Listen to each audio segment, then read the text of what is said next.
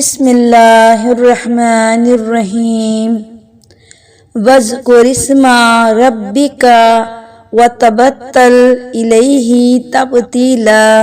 السلام علیکم یوٹیوب سامعین، قرآن پاک کی اس آیت میں اللہ پاک نے تزکیہ نفس کے منازل کو عجب انداز میں بیان کیا۔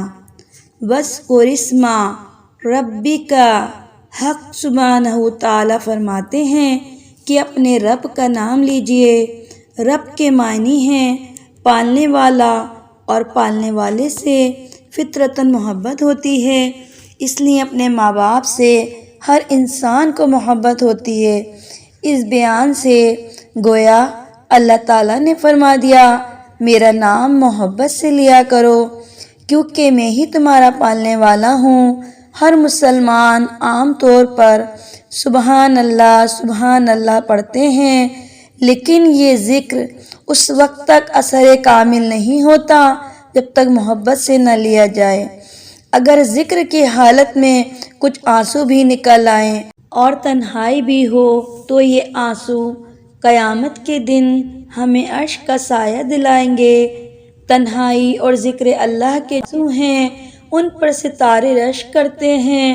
اللہ پاک فرماتے ہیں گناہ گاروں کا رونا اور گڑ گڑا کر مجھ سے معافی مانگنا اور ان کی آہوزاری مجھے تسبیح پڑھنے والوں یعنی سبحان اللہ سے زیادہ محبوب ہے۔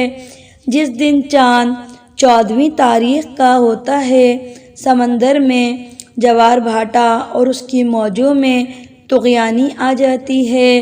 جو لوگ زمین کے چاندوں سے اپنی نظر نہیں بچائیں گے، ان کے قلب کے سمندروں میں اتنی زیادہ طغیانی آئے گی کہ بے ساختہ حواس باختہ ہو جائیں گے۔ اللہ پاک کا احسان عظیم ہے کہ جس ذات پاک نے ہمیں نظر کی حفاظت کا حکم دیا، سبحان اللہ۔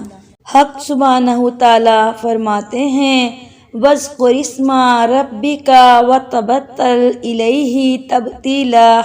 اپنے رب کا نام لیجئے اور ساری مخلوق سے کٹ کر اللہ سے جڑ جائیے۔ لیکن مخلوق سے کٹنے کا یہ نہیں ہے کہ جنگل میں چلے جائیے، بلکہ یہ معنی ہے کہ علاقۂ خداوندی کو تعلقات دنیاویہ پر غالب کر دیجئے۔ اسی کا نام تبتل ہے۔ تبتل کے معنی رہبانیت کے نہیں ہیں کہ بال بچوں کو چھوڑ کر جنگل میں جا کے رہنے لگیں۔ رہبانیت اسلام میں حرام ہے، بلکہ تبتل کے معنی ہیں ہم غیر اللہ سے کٹ کر اللہ سے جڑ جائیں، دنیا میں ہی رہیں، لیکن حق تعالیٰ ہمارے تمام تعلقات پر غالب آ جائیں۔ اللہ پاک فرماتے ہیں میں خالق اللیل ہوں، جب میں رات کو پیدا کر سکتا ہوں تو تمہاری رات کے سب کام بھی بنا سکتا ہوں۔ لا الہ الا اللہ کے سوا تمہارا کوئی نہیں ہے، تمہارا آخری دروازہ ہے اور یہی تمہاری آخری چوکھٹ ہے، اسی پہ سر رکھے اپنے معمولات پورے کرو۔ فاتخذہ وکیلا، اور اللہ تعالیٰ کو اپنا وکیل بنا لیجئے، وہی ہمارا کارساز ہے۔ سامعین محترم، صحبت اہل اللہ اتنی بڑی نعمت ہے کہ اس پر اگر کتابوں کی کتابیں بھی لکھی جائیں تو کم ہوں گی۔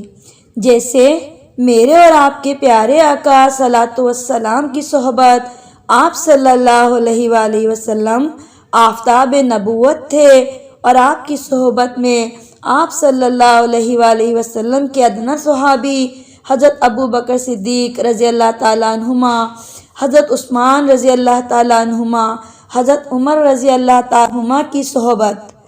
سامعین کرام، یہ ہے ہمارا تزکیہ نفس، کس طرح صحبت اہل اللہ نے ہمارے نفس کی اصلاح کی اور ہمیں ذکر اللہ کرنا سکھایا۔